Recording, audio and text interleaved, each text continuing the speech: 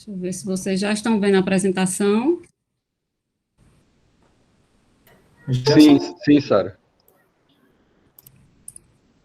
Agora. Bom, pessoal, como eu havia explicado, né, nosso grupo de pesquisa começou, né, com laboratórios isolados, né, o professor Ortiga fundou o Compolab aí em 2003, e o laboratório de microbiologia existia há bastante tempo, e ainda está lá, né, com diversos grupos de pesquisa, entre eles a professora Alice com processos biotecnológicos e também com o tema de biocorrosão. Em 2006, houve essa oportunidade de projeto de a inserção da linha de biocorrosão, né, com o meu trabalho de doutorado. O professor Ortiga aceitou a proposta porque estava trabalhando com corrosão, com um projeto com a Termop, e a gente entrou com a parte de biocorrosão. A professora Alice, depois que retornou da Espanha, se juntou ao grupo e nesse meio tempo a gente propôs alguns projetos na área de biocorrosão, entre eles para a Chesf, e também começamos a trabalhar com a Petrobras, porque na equipe também tem a professora Francisca, que é da UFRJ, que fez toda essa ponte e trabalhava com SEMPS também. Então, houve essa oportunidade do projeto da Petrobras, né, com a proposta da Petrobras de um novo laboratório para biocorrosão e corrosão. Então, ficamos bastante animados, mas depois veio essa modificação, porque existiam diversos projetos aprovados com a Petrobras na universidade, e a reitoria propôs que fosse feito um prédio único com esses diversos laboratórios. No começo, a gente realmente achou ruim, porque demorou muito, né? Mais de 10 anos aí, a maioria dos professores, a maioria não, mas alguns professores que começaram realmente, não, inclusive nem chegaram a participar hoje do grupo, como é a professora Alice, infelizmente, ela ainda tem uma mesa lá separada para ela, a gente vive cantando ela para ela voltar, mas ela está envolvida em outros projetos aí não materiais, mais com o Padre Ayrton e por aí vai, e realmente diz que não vai voltar no momento. Mas, nesse meio tempo, esses 10 anos aí, a gente formou diversos profissionais na área, professores, pesquisadores, entre os professores está eu, a professora Magda, o professor Elcio, do IF, Diniz, tem outros aí que eu também nem conheço, né, que faz parte dessa junção aí dos dois departamentos. Foram diversos artigos publicados nesse meio tempo, e a integração aí em 2019, né, 2018, 2019, realmente a nossa missão é capacitar os recursos humanos, né, com soluções voltadas para o setor acadêmico e a parte industrial também. Nosso foco em corrosão, biocorrosão, desenvolvimento de materiais, métodos protetivos, não esquecendo o compromisso com as práticas sustentáveis, pensando no meio ambiente e na segurança do homem também. Então, são diversos temas aí, corrosão, biocorrosão, métodos de proteção, diversos ensaios eletroquímicos, ensaios acelerados, desenvolvimento de novos materiais. Existem diversos profissionais envolvidos, a temática é bem diversificada, engenheiros, químicos, biólogos, físicos, biomédicos. Na coordenação geral está o professor Ortiga, também a professora Magda e eu. Existe também uma pesquisadora pós-doc, que é a Ivanilda, a maioria do pessoal que está no LITPEC conhece, uma das que arregaça a manga mesmo e veste a camisa do laboratório. Ela tem uma experiência muito grande na área biotecnológica, em prestação de serviço, que trabalhou muito tempo no ITEP. Entre os professores colaboradores estão aí o professor Edival, o professor Flávio, Tiago, recentemente a professora Daiane, e também a professora Glória, que faz parte dos trabalhos de biodegradação, mas que tem um laboratório à parte com a professora Ieda no terceiro andar.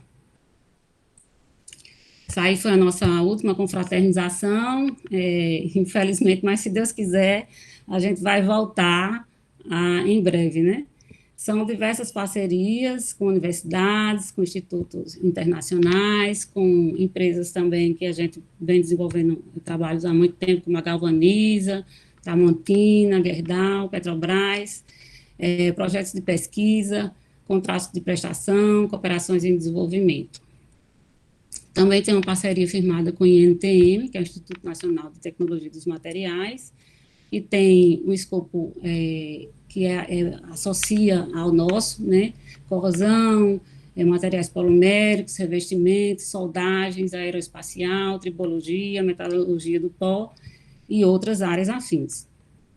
Bom, corrosão e biocorrosão, nós temos estudos em fluidos, diversos fluidos, água doce, água do mar, petróleo, procurando solucionar a problemática da área, né, principalmente voltado a estudos mais para empresas de petróleo, a Petrobras, e propondo diversas soluções. Entre as técnicas de análise estão aí os ensaios gravimétricos, ensaios eletroquímicos, corrosão sob tensão, ensaios em câmaras climáticas, microscopia e diversas outras técnicas.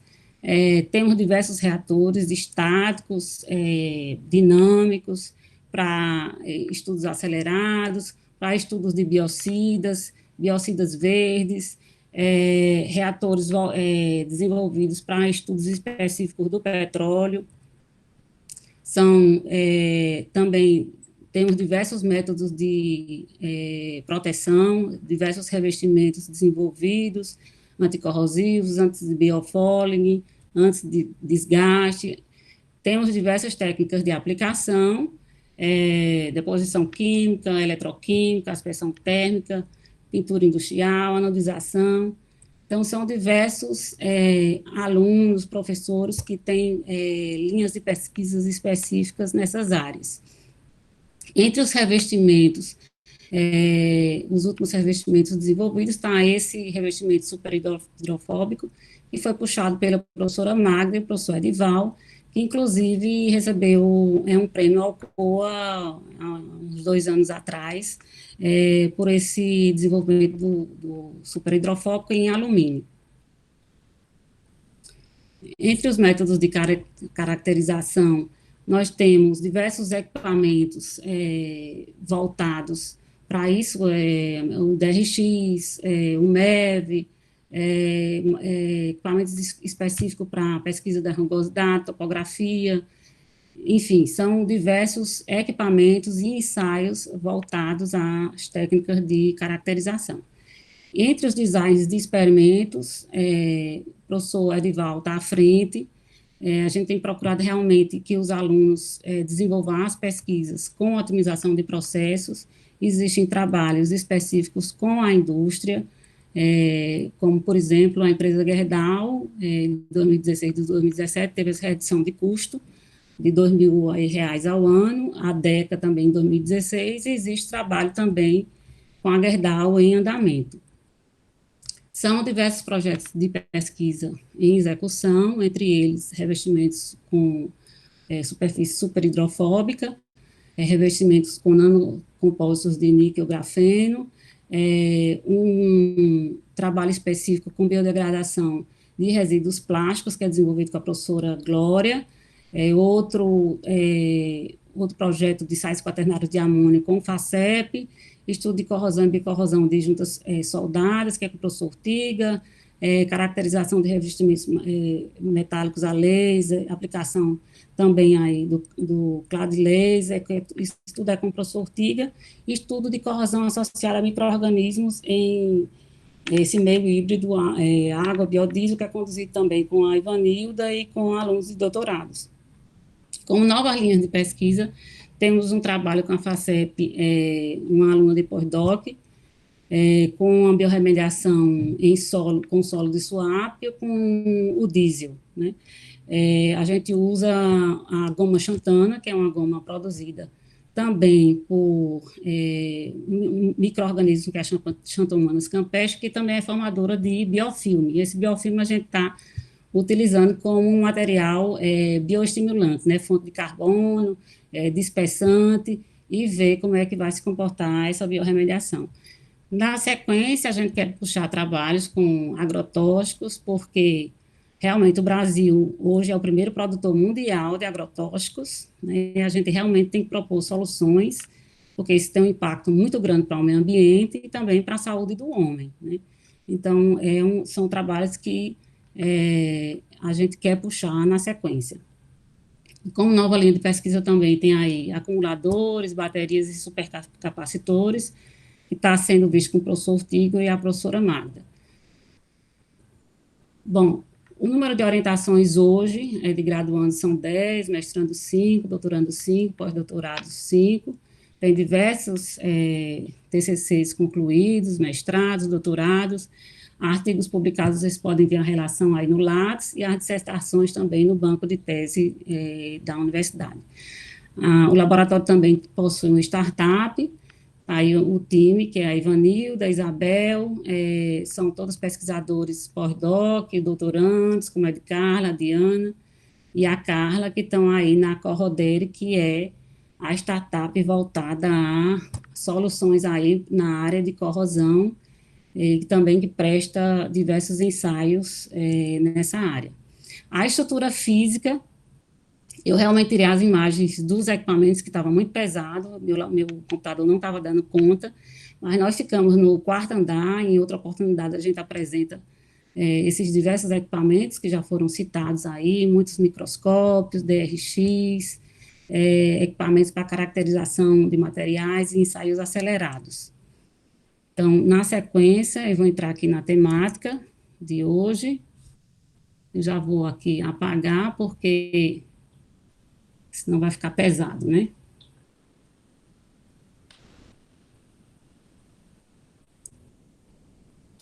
Deixa eu colocar aqui, tá?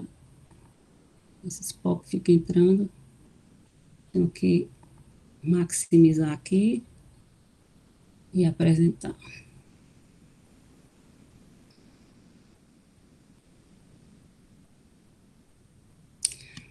Bom, pessoal, os biofilmes, de uma forma geral, eles têm os dois lados, né? Tem os biofilmes benéficos, que a gente vai citar diversos exemplos, e também tem os biofilmes prejudiciais, né? Que entre eles, entre os prejudiciais, está a degradação da superfície, né? A biocorrosão e biodegradação de materiais não metálicos. Mas eu sempre procuro mostrar os dois lados, né? Porque os micro-organismos, os bichinhos, eles são muito maltratados, mas eles fazem muita coisa boa para nós também, né? Para a saúde do homem. Não é só ver o lado negativo, a gente sempre tem que ver o lado positivo. Inclusive, diversos processos biotecnológicos, a gente nem tem ideia, às vezes, que são processos produzidos por micro-organismos. Então, a gente tem que sempre chamar atenção e ver também o lado benéfico. Então, esses micro-organismos, o biofilme em si, são agregados de micro-organismos em uma matriz polimérica expelidas por eles próprios, né? Essa matriz polimérica são chamados os EPS, isopolissacarídeos, são formados por os próprios micro-organismos, a maior parte por a água, partículas retidas, dissolvidas, adsorvidas na superfície. Então, boa parte desse material é os isopolissacarídeos, o micro-organismo, o percentual dele em massa e em volume é pequeno, mas eles realmente produzem esses isopolissacarídeos, que é a fração dominante da matéria orgânica seca do biofilme.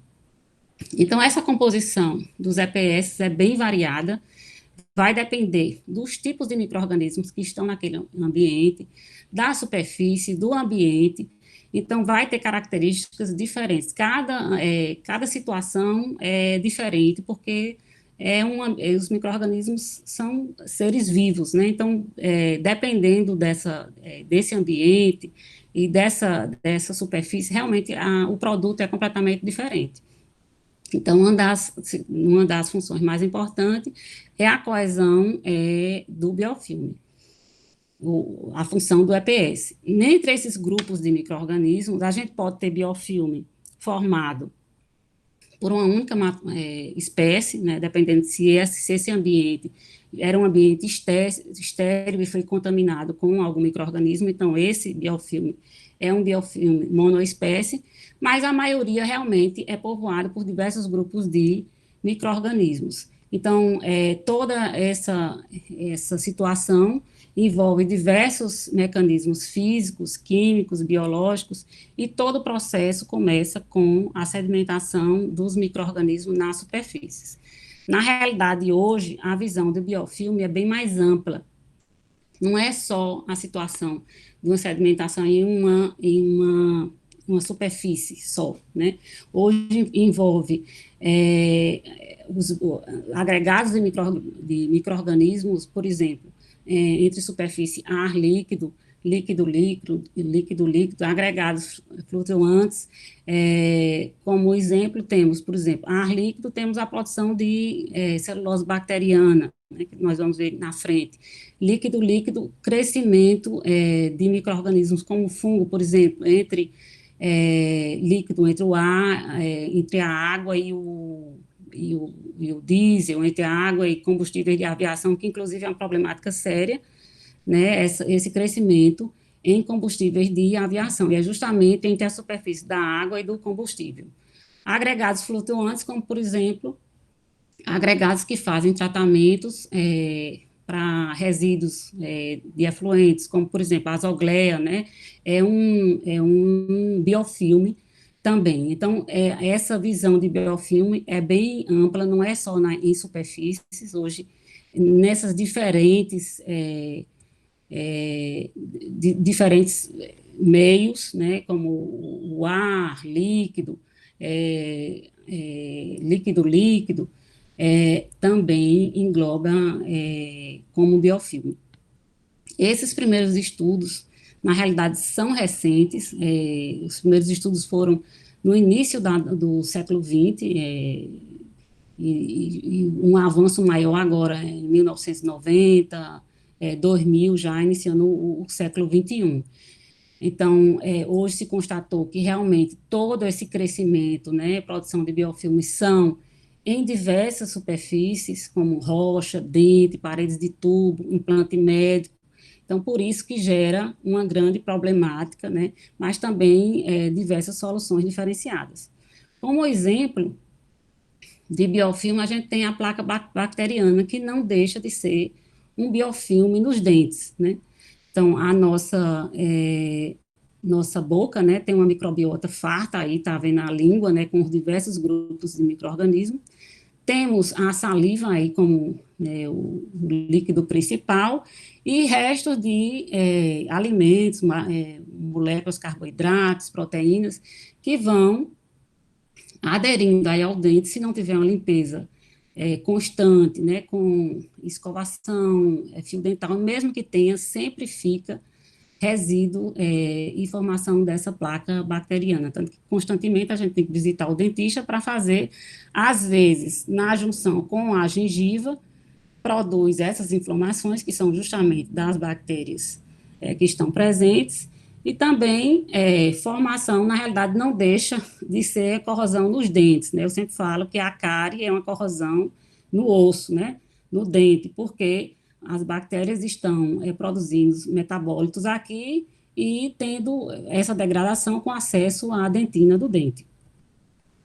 Então, outro exemplo aí de biofilme ruim, os biofilmes formados nos diversos catéteres, né, e dispositivos que nós temos, infelizmente, que às vezes ao longo do tempo precisamos de algum acesso, cirurgia, implantes. Então, tudo isso tem a probabilidade de formar biofilmes, e inclusive biofilmes perigosos, como o da Pseudomonas aeruginosa, que causa diversas infecções.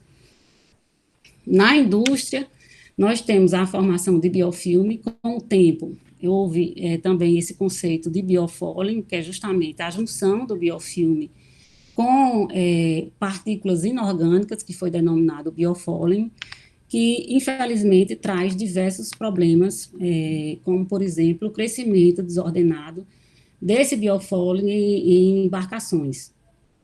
Não é só a questão, vamos dizer, da corrosão, da biocorrosão, da degradação dessas superfícies, mas esse filme também acrescenta resistência às embarcações e um consumo bem maior de combustíveis, e também paradas, por causa que o biofouling tem micro-organismos e também tem os macro, as cracos, os moluscos, que penetram, às vezes, em determinadas áreas, né, como bombas, né, que para a embarcação indevidamente. Então, fora esse exemplo, tem a perda térmica, tanto para equipamentos como em trocadores de calor, acréscimo realmente da perda de carga, exigindo maiores potências de bombeamento, fora toda a problemática com a indústria de alimentos, com a indústria farmacêutica e com a indústria de cosméticos, que precisam de ambientes altamente limpos, estéreis, né? Não é só a questão de destacamento desse biofilme, de ser visto, às vezes os locais, os equipamentos onde passam esses alimentos, esses produtos da área farmacêutica, em algum ponto houve destacamento desse biofilme e pode, inclusive, ficar contaminando materiais e ficar com toda aquela problemática sem saber onde é que está esse maior problema, se a matéria-prima está estéril, se a matéria-prima está sendo controlada. Então, tem que haver um acompanhamento, não só na matéria-prima, também como nos equipamentos que passam todos esses produtos. Então, as consequências são várias, né? Então, envolve diversos profissionais, como a gente viu, é uma área que é bastante diversificada, envolve físicos, químicos, biólogos, e sempre pensando em novas soluções, ações preditivas, preventivas, e realmente conhecer como é que é essa dinâmica, essa formação desse biofilme, em que ponto eu posso atuar, em que ponto eu posso diminuir esse custo de controle. Então, tem que haver um estudo, né, de todas as sujidades do ambiente, as incrustações de materiais, depósitos orgânicos, como é que é essa problemática, para mim poder propor soluções. Mas tem que sempre se lembrar que um biofilme formado com menos espécies, num ambiente mais limpo, é muito mais fácil de limpar e de tratar com menor custo do que um biofilme sem controle, né? Então, é mais difícil de erradicar, inclusive, se ficar resíduos, né, esse resíduo, como a gente vai ver mais na frente, provavelmente já está com bactérias resistentes aos diversos biocidas e diversos antibióticos, então a problemática se torna bem maior. Então, hoje se sabe que as células dos biofilmes, elas têm uma resistência diferenciada aos antibióticos, aos biocidas, é um ambiente fechado, não é fácil, é fechado justamente porque é uma forma de proteção deles, né, essa excreção de metabólitos, dessa matriz gelatinosa, eles ficam, vamos dizer, guardados lá, e é difícil o biocida e os antibióticos penetrarem com facilidade. Então, precisa de produtos que sejam dispersantes também, para que possa ter acesso e tratar esse biofilme de forma adequada. Até porque, se não for de forma eficiente, esses micro-organismos vão adquirir resistência e a problemática se torna maior. Então, a morfologia dessas células é bem diferenciada, já se sabe que o mesmo grupo de micro-organismo em biofilme é diferente de uma célula, de um local planctônico, como o ar, como um fluido.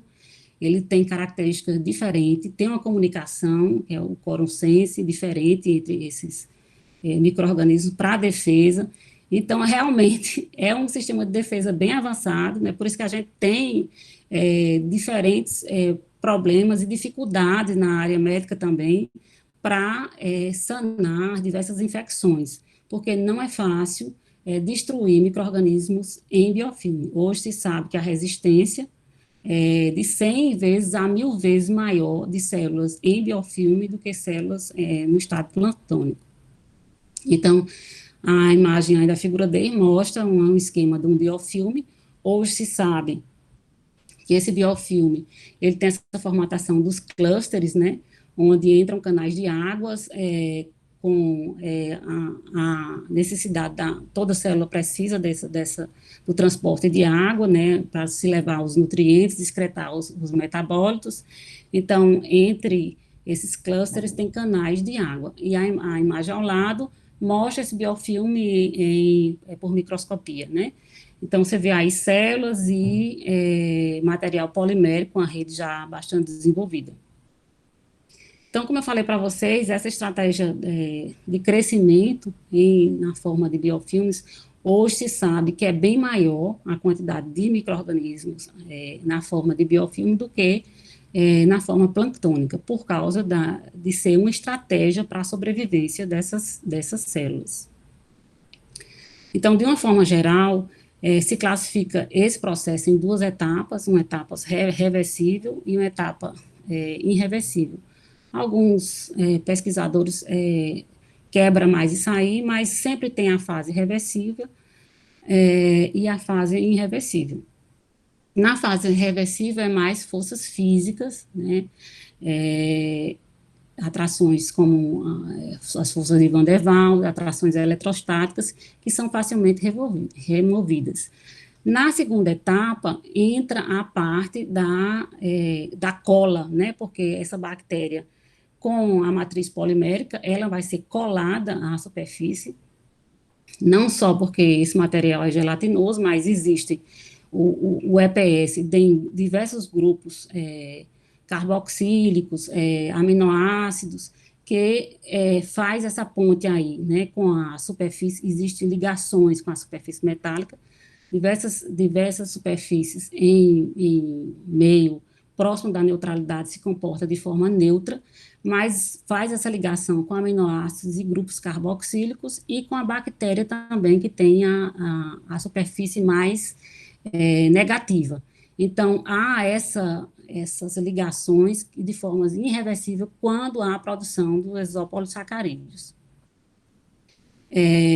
Também pode ser dividido por a distância entre a substância, entre o micro-organismo e a superfície, quando essa distância é maior que 50 nanômetros, são forças fracas que atuam aí, mas algumas mais forças físicas.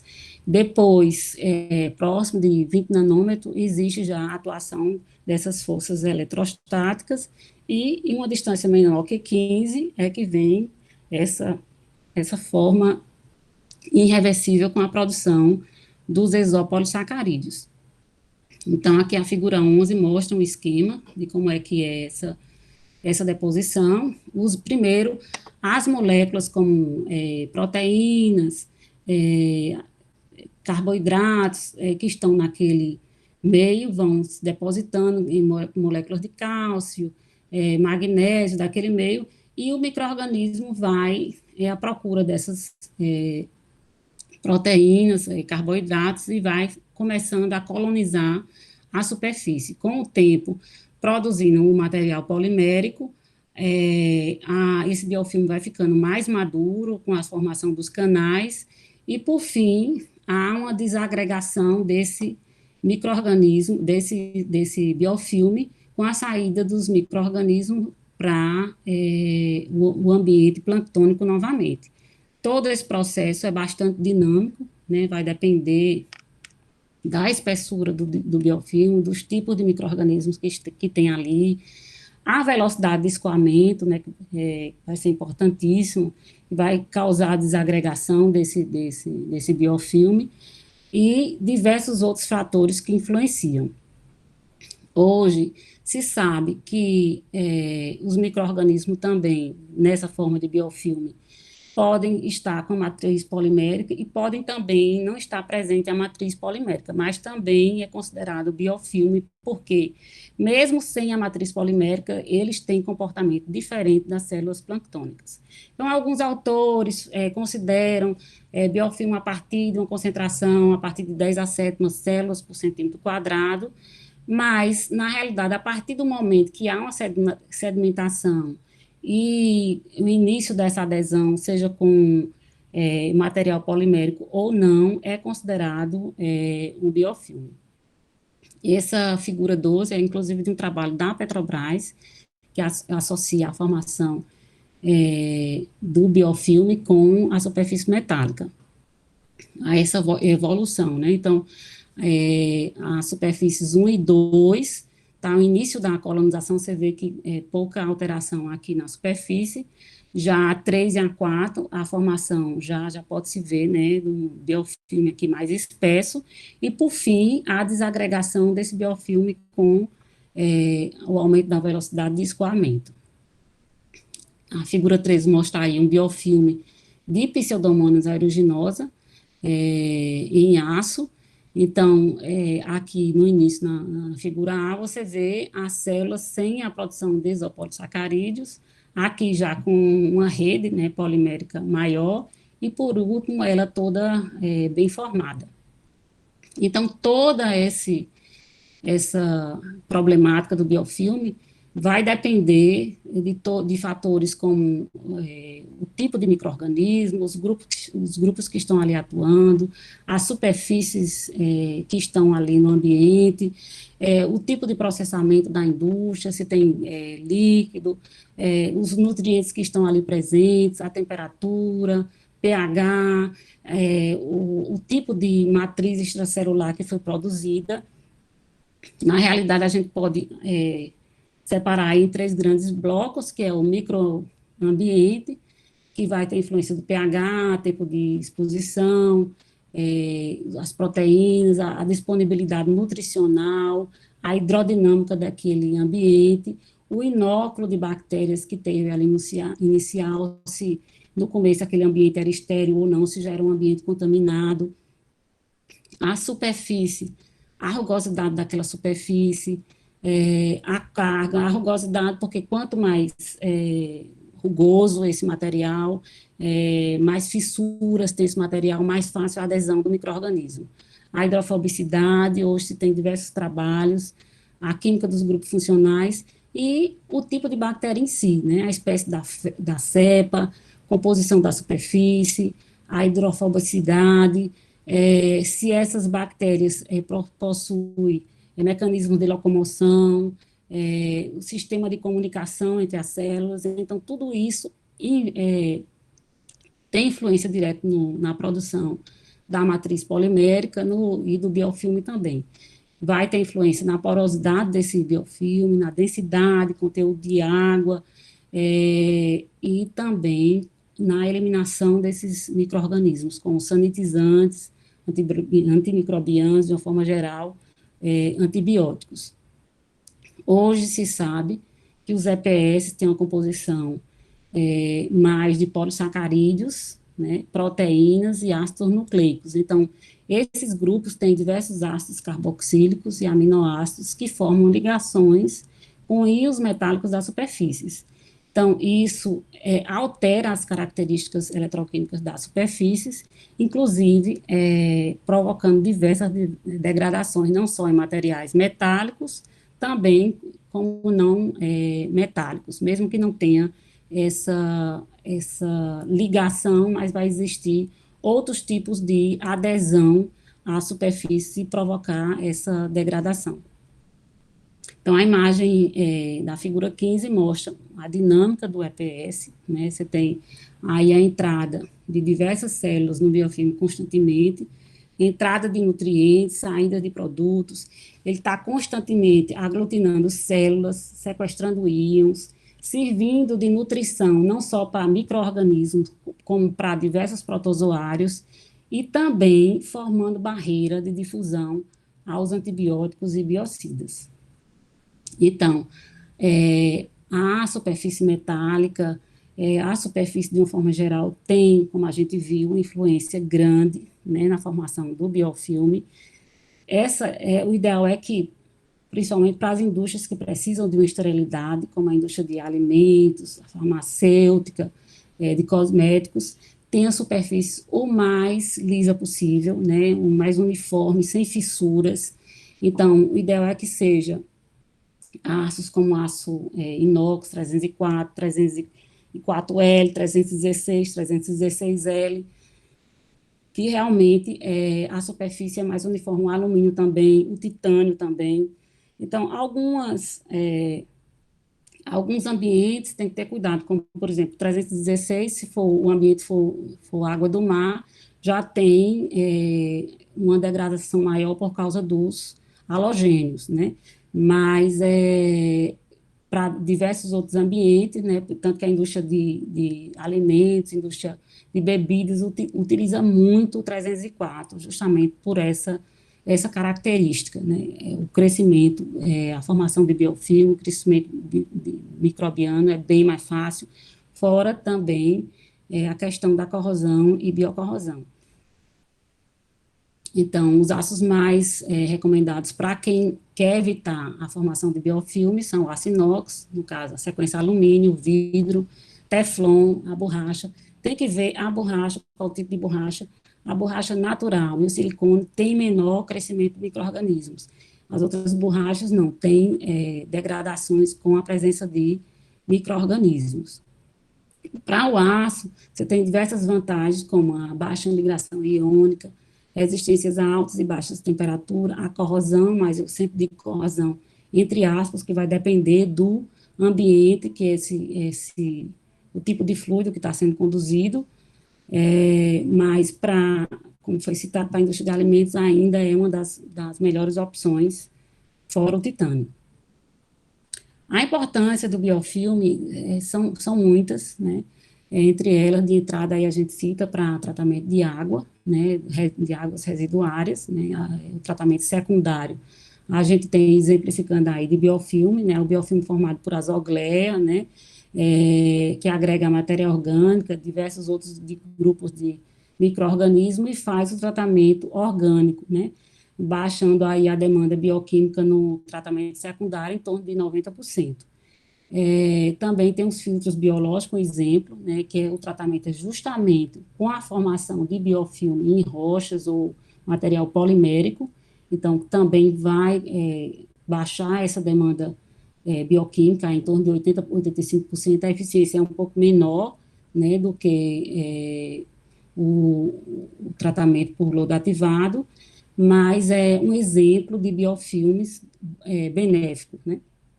Temos também a biorremediação, diversos grânulos, e o biofilme para tratar solos com derivados de petróleo, agrotóxicos, metais pesados, diversas simbioses, né, de micro-organismos em plantas, exemplificando aí a fitorremediação. Então, a biorremediação também é um exemplo de biofilme, de utilização de biofilmes benéficos. Também temos exemplo aí da celulose bacteriana, os diversos processos biotecnológicos, como a produção de ácido cítrico, produção de celulose bacteriana, aí são as mãos da professora Glória, com a celulose bacteriana que foi produzida, na realidade, por esse Scooby aqui, que a gente estava produzindo o kombucha. Acho que vocês já ouviram falar também, que é uma bebida hoje, é um probiótico, né?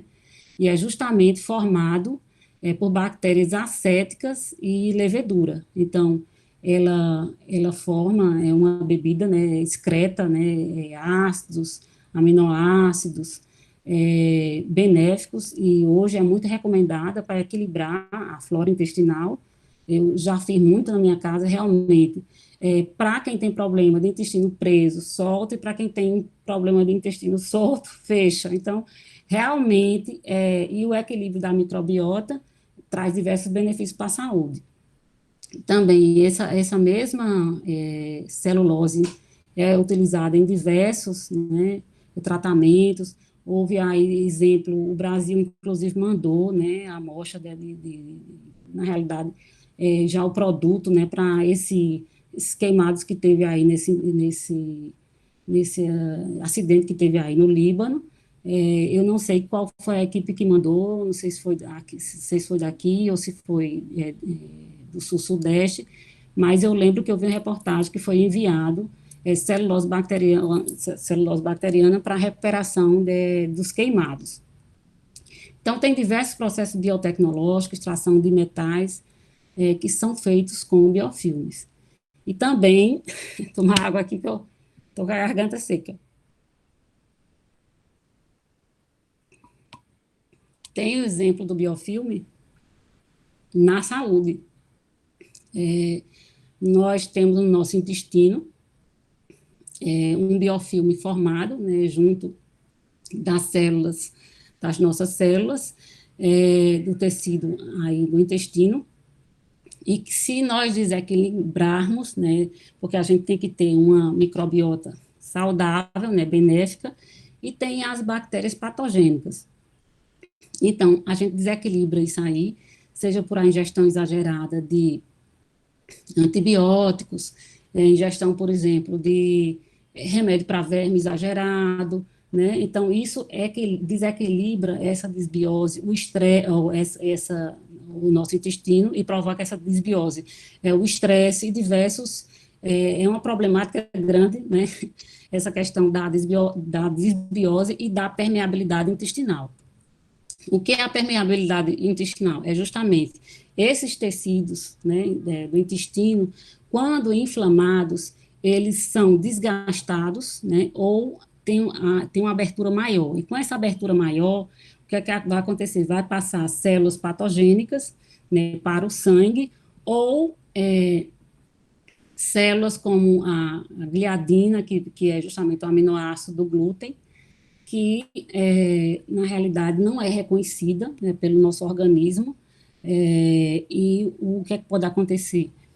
O organismo vai produzir anticorpos, vai produzir diversos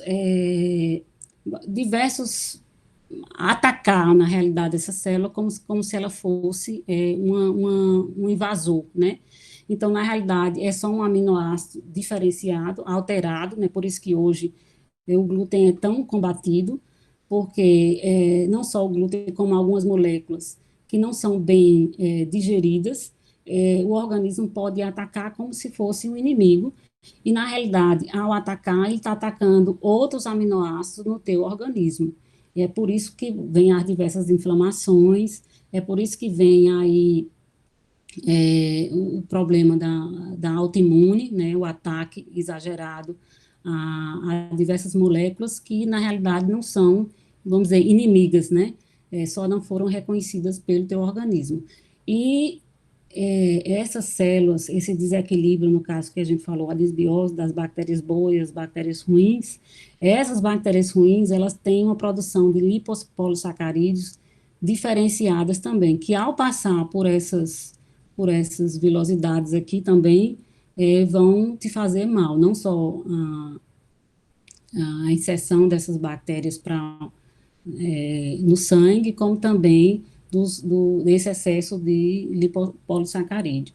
Então, são diversos fatores que alteram, não é só, no caso, os lipopolissacarídeos, né, tem moléculas, como eu falei para vocês, que não são reconhecidas, como o glúten, as toxinas, o estresse emocional. Então, tudo isso provoca essa desbiose. Então, depois de apresentar os fatores aí benéficos, né, vamos voltar para falar do impacto dos biofilmes, como, por exemplo, a biocorrosão é um impacto forte, né, que provoca os biofilmes nas diversas tubulações e estruturas metálicas. A figura 23 mostra aí justamente um fluido, né, com a deposição de diversas células planctônicas, formando o biofilme, né, uma parte aeróbia, e com o tempo dessa deposição, a formação das células anaeróbias também, não só por causa da massa de isopolissacarídeos que estão aí, como consumo de oxigênio, que vai dar um ambiente ideal para essas bactérias anaeróbias se formarem. Então, como é que essa degradação na superfície metálica? Lógico que isso envolve diversos problemas, eu só chamo a atenção que é uma das consequências do biofilme, mas a gente, na frente, na sequência, a gente pode entrar na parte de biocorrosão, na temática, mas o que é que acarreta, principalmente, esse depósito, como a gente viu, são feitos em clusters. O biofilme, ele geralmente é formado não de forma uniforme, então essa desinformidade, né, não uniformidade, né, na realidade, dos biofilmes, gera célula de aeração diferencial. Então, com essa célula de aeração diferencial, a formação dos polos e a parte anódica é degradada, né? Também, nessa área aqui, a excreção de diversos ácidos produzidos pelas bactérias anaeróbias, né? E também das bactérias aeróbias. Então, há toda uma problemática aqui formada com essa formação do biofilme. Então, toda essa problemática é agravada porque uma das formas de se tratar, eliminar os biofilmes e a biocorrosão, é através da inserção, tratamento biológico, né, a inserção de biocidas antimicrobianos, que, infelizmente, 90%, a gente pode botar até 99% aí desse tratamento, agride as superfícies metálicas e também faz mal ao homem por causa esses geralmente são grupos que realmente são cancerígenos, a maioria dessas moléculas, né? E que fazem mal aos corpos d'água também. Então, uma das formas é juntar biocidas clássicos com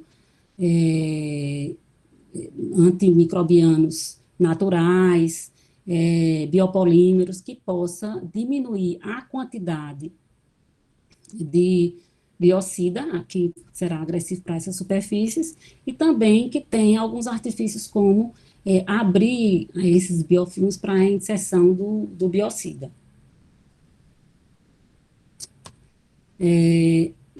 Toda essa resistência das bactérias, elas têm diversos mecanismos para impedir essa entrada dos biocidas e dos antimicrobianos.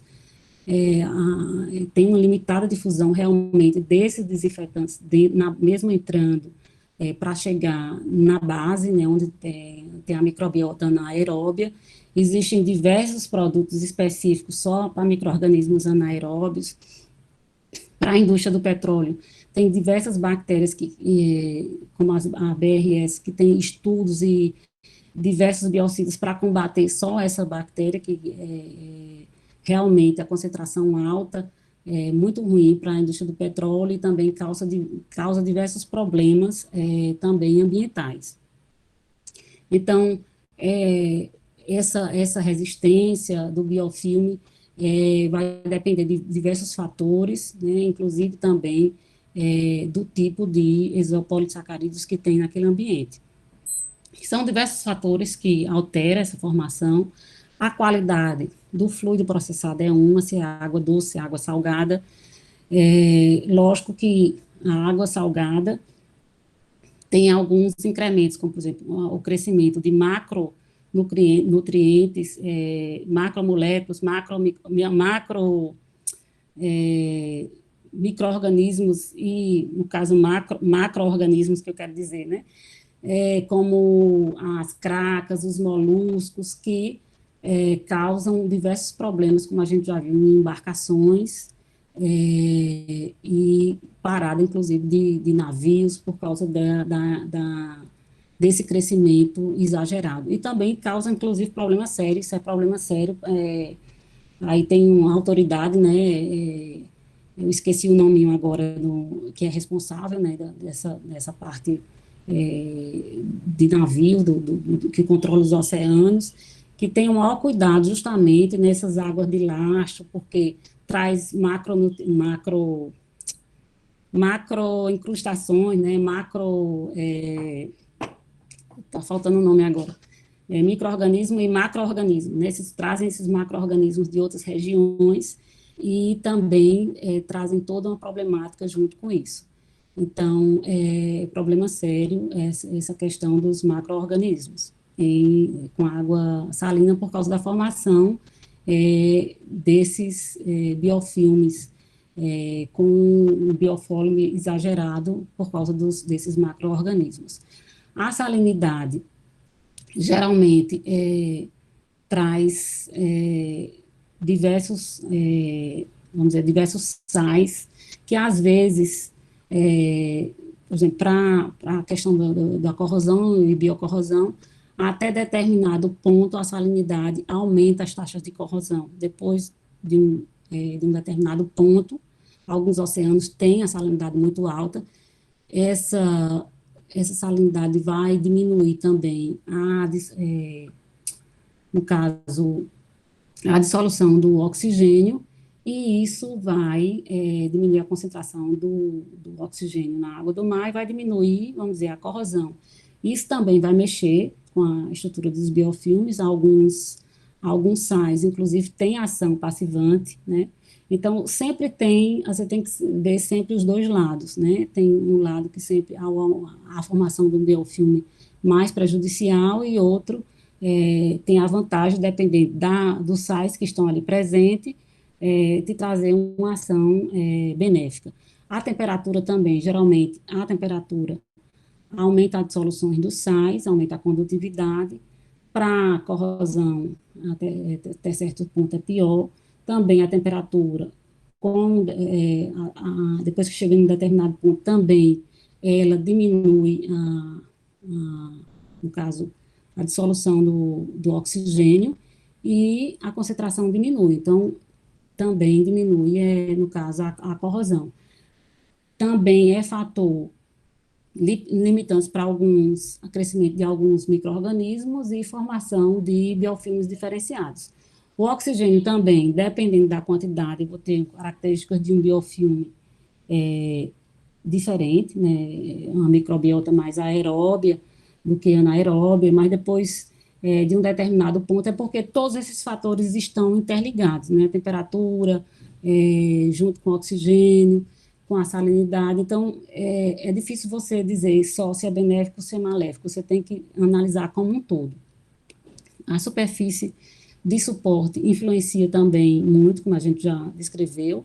O ideal é que sejam superfícies mais uniformes, se você quer evitar a formação de biofilme. A velocidade de escoamento, geralmente, escoamentos laminar, você tem um biofilme mais espesso, mas também mais fácil de desagregar, e o biofilme formado a partir de escoamentos turbulentos, ele é mais coeso, mais difícil de se eliminar.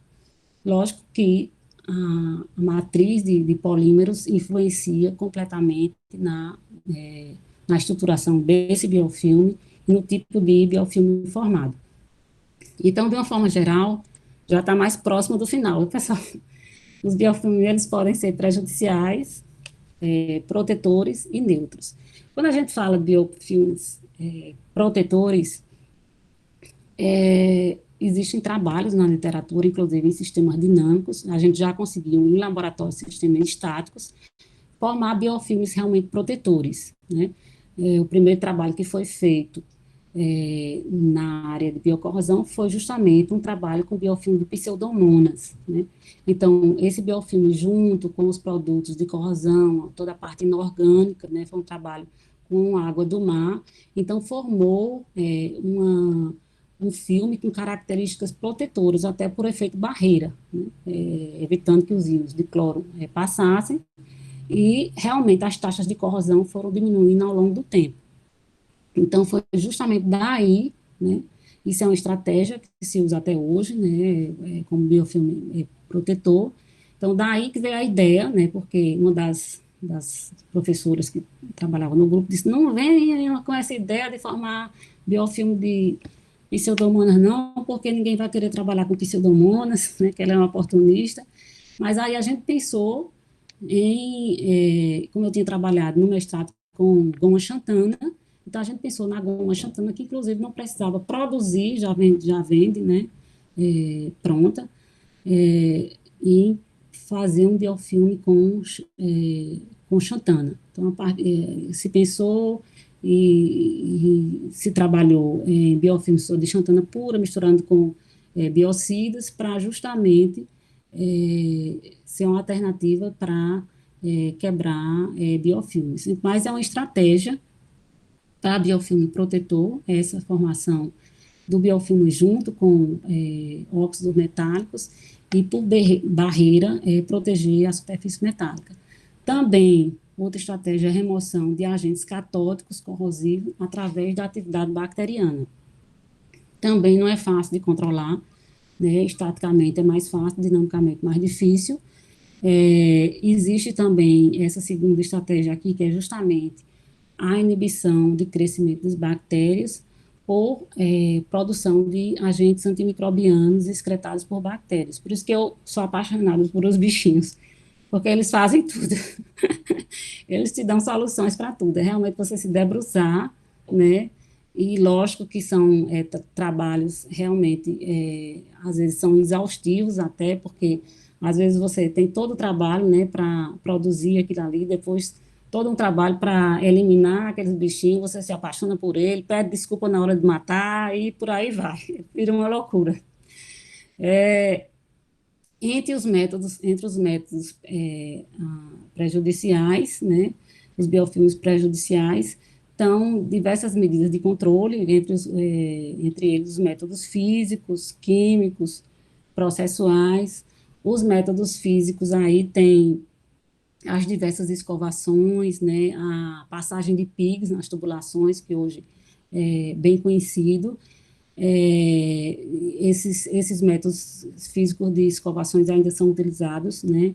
Por exemplo, limpezas de caldeira, é obrigado por lei você abrir a caldeira pelo menos uma vez ao ano, né? E fazer essas escovações, às vezes a limpeza física, a limpeza química, e depois fazer os testes hidrostáticos, mas sempre começa com os métodos físicos. Se necessário, se utilizam os métodos químicos e também, às vezes, uma modificação do teu sistema já te traz esse controle do biofilme. Às vezes, uma seleção do material mais adequado, esse monitoramento do ambiente biológico, para evitar que esse biofilme se torne maduro, essa limpeza sistemática, inserção de produtos químicos, se for necessário, seja de forma contínua, né, com bomba dosadora ou intermitente, de vez em quando você vai lá e faz um tratamento com biocida e começa a acompanhar esse crescimento. Então, às vezes, variação do pH te traz diversos benefícios, diminui a quantidade de agentes químicos utilizados, como, por exemplo, o hipoclorito de sódio, é quase impossível, apesar de ser muito malhado, né, é quase impossível você ter uma indústria que não utilize no seu tratamento de água, em algum ponto, o hipoclorito de sódio, porque ainda é um biocida muito barato, né, essa questão da formação de cloraminas, né, dos trialometanos, que são apontados como cancerígenos realmente, mas a maioria dos produtos são, inclusive esses produtos pela Organização Mundial de Saúde e pelo Instituto Mundial do Câncer, as concentrações que eles falam que são associadas a câncer, né, são bem altas, e inclusive eles até recomendam, como a Organização Mundial de Saúde fala que é mais complicado você ficar sem o tratamento da água, né, e a ingestão de diversos micro-organismos patogênicos e protozoários, né, porque esses biofilmes vão ser alimento também para protozoários, é mais complicado do que você não tratar, retirar, vamos dizer, o cloro de vez, né.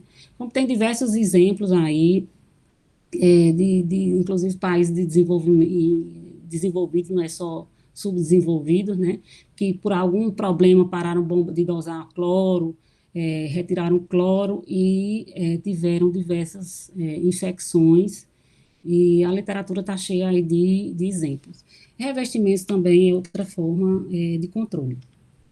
Então, hoje existem diversas pesquisas para se controlar o biofilme, seja para eliminá-los, né, para impedir as diversas infecções estudos de biocidas menos agressivos para o ambiente, para o homem, e também pesquisas na área de biotecnologia, né, diversas, associando biofilme como solução e não como um problema.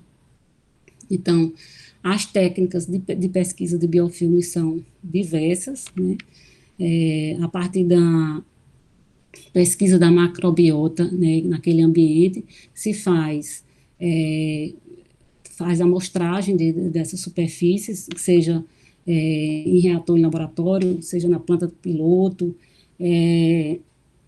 inserção em locais na própria indústria, depois a coleta dessas superfícies, a retirada desse biofilme de forma mais asséptica possível, para ser fiel àquela microbiota que está ali.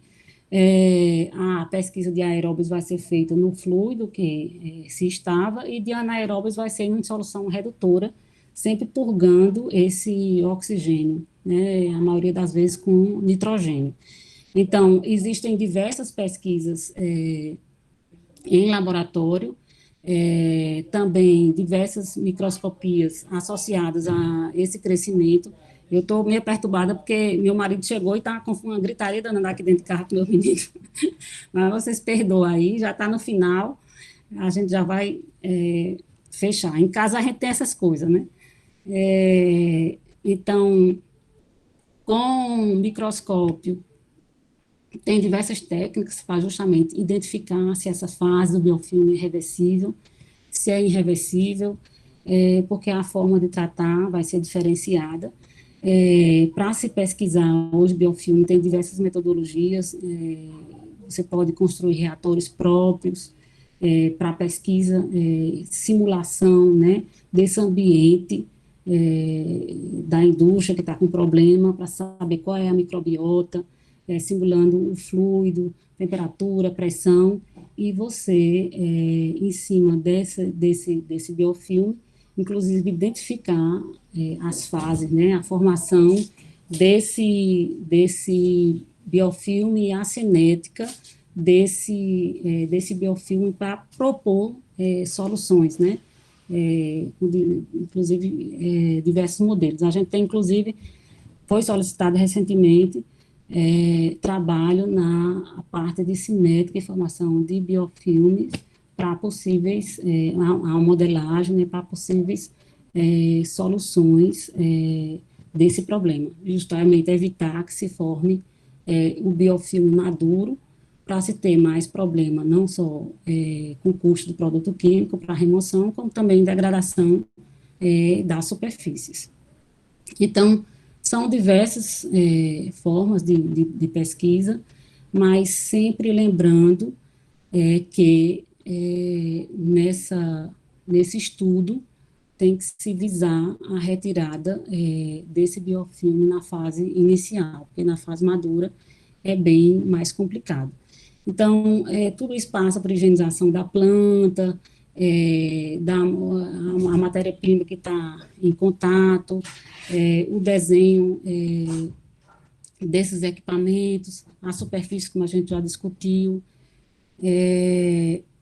Então, tem que ser uma monitoração constante e também algumas sugestões como esses reatores sempre evitar, né, no caso, a formatação tem que ser sempre de uma forma que não acumule material, né, que tenha uma autodrenagem, como, por exemplo, aqui, né, esse reator, a formatação de uma forma que escoe, não fique resíduo de material. Na hora que houver reduções também, tem que ter cuidado para não haver acúmulo desse material, né, que essa drenagem seja sempre automática. Também, nas tubulações, sempre ter amarrações para evitar barrigas, né, e acúmulo desse material, e posterior formação de biofilme. E também, na hora que se precisar, é horrível esse tipo de formatação, né, tubulação, para se desviar de alguma coisa e, no caso, acumular aqui material, biofilme. Então, o ideal é que sempre haja escoamento, se for o caso, colocar, se não tiver jeito na formatação, colocar válvula que escoe esse acúmulo. Também evitar cantos retos, né, sempre áreas arredondadas, né, para não deixar que os micro-organismos entrem nessas frestas, inclusive causando problemas como corrosão aqui por fresta, né? Então, o ideal é que seja sempre formas arredondadas e material mais uniforme possível, como foi já recomendado, aço inoxidável, PVC, o titânio. O titânio geralmente é pouco falado porque é um material caro, né? E sempre evitar que se chegue nessa formação aqui de biofilme já maduro, né? Que as ações vão ser bem maiores. Então, fica como sugestão sempre a monitoração constante, a investigação do material que está naquele local, se não está sendo nutriente para os micro-organismos. Na hora de fazer coleta desses ambientes, ter sempre o cuidado de fazer coleta adequada, né, para que os produtos que vão tratar também a amostragem seja real, né, porque senão você vai fazer a inserção de biocidas de uma forma inadequada, vai dosar e vai ficar sempre resíduo de biofilme, e esses biofilmes residuais vão ficar mais resistentes, porque já tiveram contato com biocida anteriormente. Então, sempre ter como regra essa monitoração constante, ver o material que está ali, depósitos orgânicos, a forma de retirar esses depósitos orgânicos. Geralmente tem uma regrazinha aí que é por agentes alcalinos, os inorgânicos por agentes ácidos, né? Mas sempre a regra maior é eliminar esse biofilme antes que ele se torne maduro. Bom, pessoal, realmente, de biofilmes é a entrada, geralmente, eu sempre faço essa inserção dos biofilmes, né, porque ela é entrada para todas as degradações, né, metálicas, não metálicas, e também solução para diversos problemas como a biorremediação, tratamento de efluentes. Então, a temática inicial sempre é biofilmes, para depois a gente entrar na biocorrosão. Então, o que eu tinha para apresentar para vocês hoje é isso. Vamos entrar agora. Eu consumi aí mais 20 minutos do tempo, né? Mas acho que é mais ou menos.